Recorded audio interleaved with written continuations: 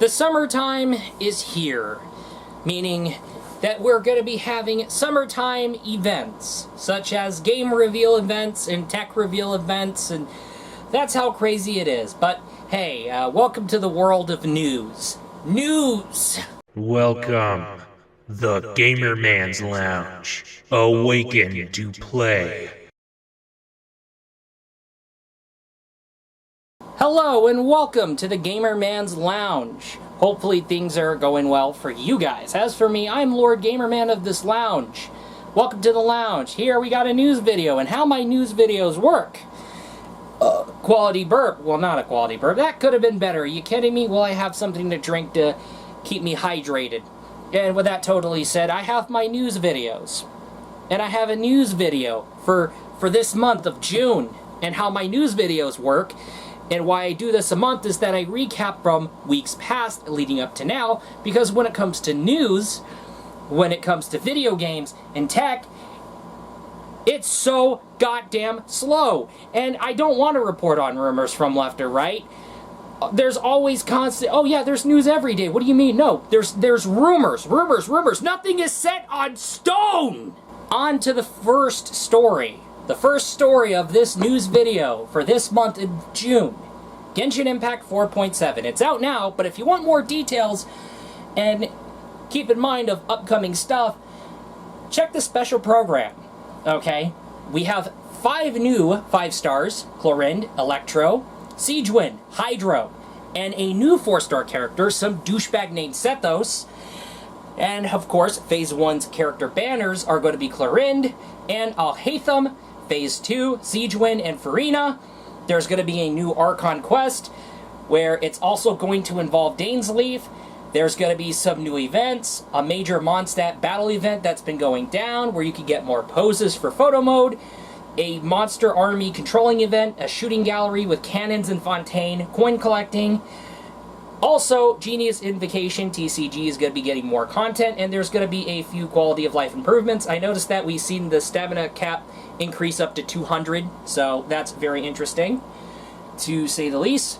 So that's the resin, so we're getting 200 resin, so something like that. So yeah, that's something interesting around here. So Chlorinde is out now. Finally glad that we're finally getting Chlorinde. I wanted to get Chlorinde, but we're getting all this extra stuff like Cloud Retainer, Arlecchino, and then there's Chiori. Now, Chiori should have been handled better. I'll get more into that later in another video, but hey, it is the way that it is. But you know what? They need to be careful with how they handle 5-star characters in Genshin. Because here's the thing, Honkai Star Rail and Wuthering Waves would just launch. When it comes to the 5-star characters, they're good. You have a few that are going to be underrated. Okay? Same thing with Honkai Star Rail. Oh, I'm talking about Wuthering Waves. Okay, so Wuthering Waves, Honkai Star Rail, 5-star character releases are going to be bangers. Okay? But then you have Genshin Impact, Kokomi got done dirty, Yaimiko got done dirty, Dia was a complete disaster release, and Chiori, what the hell was Hoyoverse thinking? She should have been a better handled character. Why do this with Chiori the way you had things set up with Chiori? This is ridiculous. And if you want to use Chiori alongside Navia, oh, you have to get her constellation apparently, from what I've been hearing. This is kind of ridiculous. If this keeps up, if they screw up another 5-star and it's a straw that breaks the camel's back, we don't know what's going to end up happening. We could see something that's going to break records compared to the Lantern Right rewards that happened earlier, and it could catch all the way up to the anniversary rewards backlash back in 2021. I'm just saying, this is just me making a prediction, but it's going to basically, we're seeing a boiling point, and we're seeing this boiling point, and all it probably could take is a disaster 5-star release, and people are going to say enough's enough. Because you have Honkai Star Rail and Wuthering Waves that are always having the better 5-star characters that are handled better, and people who say otherwise, there's underrated characters. We see underrated characters. That's the thing. I don't know what's going on. It's weird. It's very, very weird. But let's get right on going to the next news story. Last month, well, closing off last month, was the Indie Live Expo for 2024. Began on the 25th of May in 2024, and it was live streamed in multiple languages alongside Japanese, English, and Korean being the options included. Now, the games that did make debut, I wasn't able to cover every game, so we have Bon, the prologue of Gucha Gucha. This is made by an indie dev who's also a VTuber. Nightmare Operator, multi-platform... Oh, hold on. I was going to say multi-platform. No. Multiplayer platform golf! Oh, yeah, it's kicking in. Multiplayer platform golf! Multiplayer platform golf! If you see the previews for that game, you'll understand. Hotel Barcelona, which is made in collaboration between Suda51 and Swery. Boyhood's End, All in Abyss, Judge the Fake, Yun Yun Syndrome, Rhythm Psychosis, and A Big Fat etc. Now, the Western games that did made its debut in the Indie Live Expo, Tavern Talk, Teardown, Multiplayer Platform Golf, Multiplayer Platform Golf, Toaster Side, Gory, Cuddly Carnage, and etc. And my most hyped game, Machina of the Planet Tree, Mugen, Orokaku, Hotel Barcelona, Shim, Hookah Haze, and Seiko, Giantess Dating Sim. Pardon my pronunciation of things, but yeah, huge list of games to list off. Good thing I have my review notes, so something to keep in mind about that. So yeah, this is a thing that's been happening in Japan, and it's a thing for like the indie developers. It can happen worldwide, but it's mostly focused towards Japan and also the Asia region. And it does make its debut worldwide, so something to keep in mind about that. So, hey, at least we have this alongside Tokyo Game Show, which is great, because we just lost E3, and we have Summer Games Fest that just happened by the time I'm recording this, okay? And we have Geoff Keighley beginning the statements with some very ballsy claims about the current state of the industry, but hey, it is the way that it is. But let's get right on going to the next news story. Blaze Entertainment had another thing to show for the Evercade brand, and it's another console that is also a bar-top arcade cabinet. It's going to be called Evercade Alpha, and like I said, it's going to be a fully assembled bar-top arcade cabinet. It's going to have dual slots for game cartridges. Will have built-in Capcom games.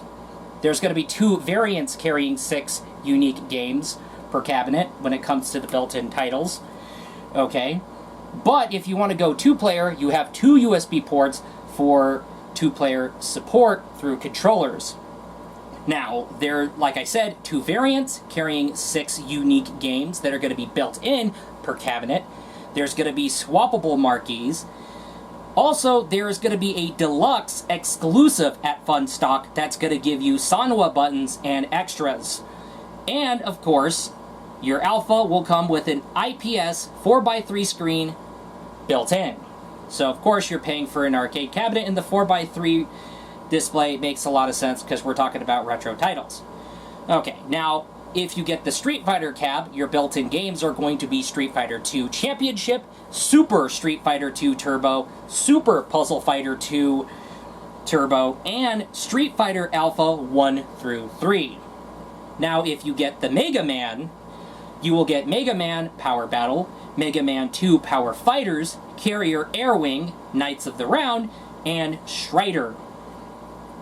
Now, Alpha will be releasing on November this year, November 2024, as pre-orders already begun. Now, you will be paying a pre-order price of $230, so you'll be saving money if you pre-order. If you don't pre-order, the MSRP will be $250, so you'll end up saving money, okay, if you pre-order. But, however, even if you end up paying $250 because you didn't pre-order, it's not bad. It's not a bad price, not a bad MSRP. It's actually surprisingly good, okay, because you're paying for a bar-top cab, okay, with a built-in screen. There's going to be two. That's an affordable price for an arcade cabinet, a bar-top arcade cab. So, yeah, I see that go down. But yeah, we had like arcade collections, and it wouldn't be of no surprise if they came out with an arcade cab. Eventually, they were going to end up making an arcade cabinet pretty soon, given the circumstances with the arcade collections. It was going to lead into this slope. You know what, actually, if you were kind of I don't blame you either, if that's the case. If you're expecting an arcade stick for Evercade, yeah, that's kind of weird. But now we have an arcade cab. But if we do get arcade sticks, Evercade arcade sticks, I won't be surprised either. Alpha is gonna lead down to Evercade arcade sticks for your Evercade console, so I could see that happening. That can be the case, so yeah. And on to the next news story, where we have PlayStation censorship, this time involving Princess Maker 2 Regeneration. The censorship is going to be for the PlayStation versions, but what this also means is that the game is going to be delayed as well when it comes to the PlayStation versions. Now, Princess Maker 2, a Japanese import simulator game released in 1993, is getting a re-release called Princess Maker 2 Regeneration. Now, Princess Maker 2 Regeneration will be made available worldwide. However, the PlayStation versions of the game is going to be receiving censorship, such as removed content, including items and endings, and the PlayStation versions have also been delayed till the 8th of August. Now, the Nintendo Switch and Steam versions of Princess Maker 2 will be on schedule and will be unaffected. The censorship, it's exclusive to the PlayStation version, so if you want the uncensored version, get it on Switch and Steam when it comes out on the 11th of July this year. Now, the languages supported is going to be English, Japanese, Korean, and Chinese for Princess Maker 2 Regeneration. Another incident of Sony-related censorship. And yeah, Sony is getting very, very, very anal when it comes to content that releases on PlayStation, especially regardless of the age rating of a game, which is another thing to keep in mind about. Something you might find very interesting. It doesn't matter what the age rating of your game is, they want to make sure it's appropriate enough to make it on PlayStation, and that's why we're dealing with Sony going very censor happy with what releases on PlayStation, and that can be the thing. So, yeah, if you don't want to deal with censored versions, then avoid getting games on PlayStation. Just consider other platforms, PC included. So, you might want to keep in mind about that. But, however, I do have something for you, a video game recommendation. Let the Lounge recommend you a game. It's Ghost Runner. Your goal here is to essentially save a Fallout shelter landscape from an evil tyrant overlord who's been going way too far. Experience some first-person platforming gameplay that will be not only one-hit kill, but also one-hit death. You also have to slash through enemies from left and right, and it does get really challenging. However, while you're at it, find some secrets that will unlock pieces of lore alongside customization items for your swords and whatnot. And also, when you're done with the campaign, there's challenge missions, and you can replay them to beat your own records from left and right. This game is multi-platform on PlayStation, Xboxes, Nintendo Switches, and of course, PCs, especially Steam and Good Old Games. AMD has revealed new CPUs, that's right, a new series CPUs, when it comes to AMD Ryzen CPUs. Now, pardon the wording that says RX 9000, okay? Keep in mind, we should have understood we're going to mix Radeon up with the apologies, okay? So we're going to have to be very careful next time. But hey, going back to the news story at hand, so AMD was at Computex when they were revealing the new CPUs, especially the new CPU series for both laptops and desktops, but there's going to be different naming schemes. We have the Ryzen 9000 series for the desktops, which is going to be released starting July 2024, alongside two new Radeon 5000 CPUs for the AM4 socket. Now, when it comes to the laptops, that's going to be coming soon. There's going to be Ryzen AI 300. That's the new naming scheme for the laptop CPUs. So Ryzen AI 300, pardon. So that's coming to laptops pretty soon. Yeah, we're going from 1000 to 100, so I got to remember that. So we have the new 9000 and AI 300 CPUs that are going to be using the Zen 5 architecture, and it's going to be PCIe Gen 5. Now, for, like I said again, we're going to be careful with how we word things next time. Now, the Radeon CPUs for desktops is going to be the R9 9950X, the R9 99X, the R7 97X, and the R5 96X.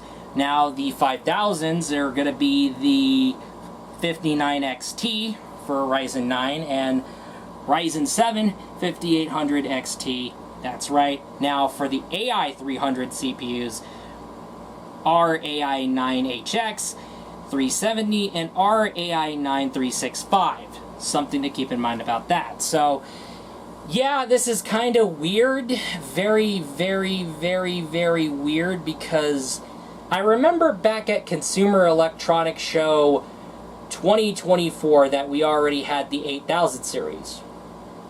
But why are we getting the 9000 series? Why are we getting that fast?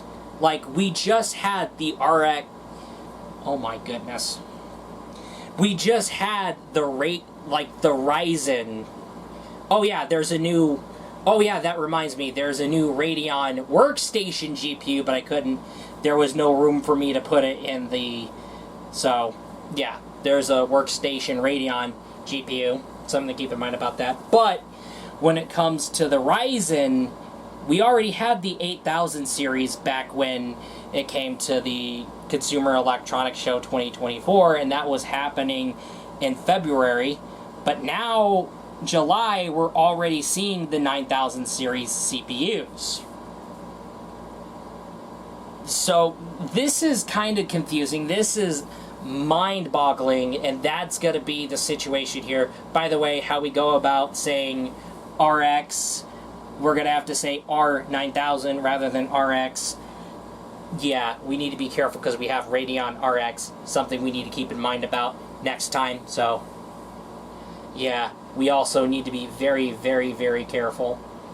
Okay, so when it comes to the Ryzen chips, we have to keep in mind about that. But, yeah, we already have the Ryzen 8000, but now we're seeing the Ryzen 9000 happen next month. That's weird. Now, Honkai Star Rail version 2.3, it's been revealed, and it has its very own special program that just happened, okay? So we have five new 5-star characters for 2.3, Firefly and Jade. And of course, there's going to be an additional story arc to Penacony, and it's going to take place in a cruise airship that takes place after the events of the main campaign. You're going to have Firefly, who is a fire-type destruction path character, Jade, who is a quantum-type erudition path character. Now, for the phase banners, Phase 1 is going to be Firefly and Ron May, and Phase 2 is going to be Jade and Argenti. Now, the new 4-star light cone, there's a new 4-star light cone that's going to be added. Now, that's going to be based around Penacony. But for Simulated Universe, there's going to be another mode that's going to be added to it. It's going to be called Divergent Universe. This is going to be very interesting. Now, the events, it's going to be a new permanent game mode that's going to be added. There's an origami bird minigame. There's going to be a series of battles. And expect new planner ornaments and relic sets, okay? But there's going to be a 5-star light cone that's going to be added to this Simulated Universe shop. Now, after that program, there's been teasing for version 2.4. That's right, there's going to be new content related to the Xianzhou Laofu that just got teased, and it's probably going to be 2.4. Like I said, 2.4 is probably going to be leaving the Penacony arc, and it's going to be making way for the Xianzhou Laofu. So that totally what's said. There's going to be something big happening to the Xianzhou Laofu. I also wanted to make haste and add too that something also happened during the Summer Games Fest involving something related to the Xianzhou Laofu, and it's going to involve March 7th. And for all we know, this is possibly another 5-star, hell, a 5-star version for March 7th. Since Dan Heng got his 5-star version, March 7th is probably getting her 5-star version, for all we know. You can't go from bow to swords and then have that as an outfit. Come on, come on now. It doesn't make any sense. If it's a costume, that's gonna piss me off. But if it's a 5-star version for March 7th, that would be great. It has to be a 5-star version of March 7th. That's the only thing that I can think of. Okay, this is what I have seen from another teaser that was dropped during Summer Games Fest. So yeah, something to keep in mind about. This is me making predictions, but if you really want my honest opinion here, this is probably and possibly, the possibility could possibly be a 5-star March 7th, for all we know. We already have a 5-star version for Dan Heng, so why can't March 7th get her 5-star version? Why not? Like, stop and think. However, there's going to be a new playable character in Action Taimanin, and her name is Phantasma, and boy oh boy is she milked and caked and really thick. I will say that. She is now available, so make sure your game is updated. She's out now in the game. Now you have early access bundles that are going to cost from $44.99 to $89.99. So basically $45 to $90. However, if you wait till June 17th this year, she's going to be unlockable via gems. So you can use those gems to unlock her already. Now the character is going to be a demon girl and a suppressed type, uses the same weapon type as Kirara and Eleanor, or Eleanor. I think her name's pronounced that way. But, however, she does have her own pickup banner when it comes to her gear, such as UR weapons and supports.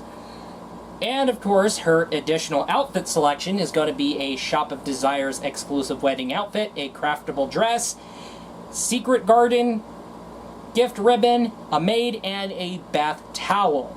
Now, as for the craftable dress, this seems like something's being teased. Something seems to be teased, or we could be thrown off course. Again, keep on guard. Just be on guard. That's all I gotta say. Now, I had suspicions that this character was going to be playable, and I had a hunch. I was right, so it is the way that it is. So, hey, we have a new milky, thick lady who happens to be a, they cooked. They really cooked. They cooked really good. The finest, milky, thick waifu, Phantasma. That's right. Well, check the source links in the description, because that's all the news stories that I have covered. Now, I know there's Summer Games Fest, but I would wait till after Summer Games Fest and the aftermath for things to finally see more developments, more details, and we could have a more developed story and more developed video game news. So something to keep in mind about that here. Yes, I just casually sent out a quality burp and just moved on. That's right. But like I said, source links in the description, that's all. And yes, I know Summer Games Fest, but just wait till after, in the event of some new additions and more developments. So, alright, just don't jump the gun. Wait till after. That's where we're probably going to see additional details and we're going to see stories get more developed and details get more developed when it comes to the reveals. So keep in mind of that. Keep in mind of that. So with that totally said, that is all, and I will be looking forward to you in the next video. Peace out.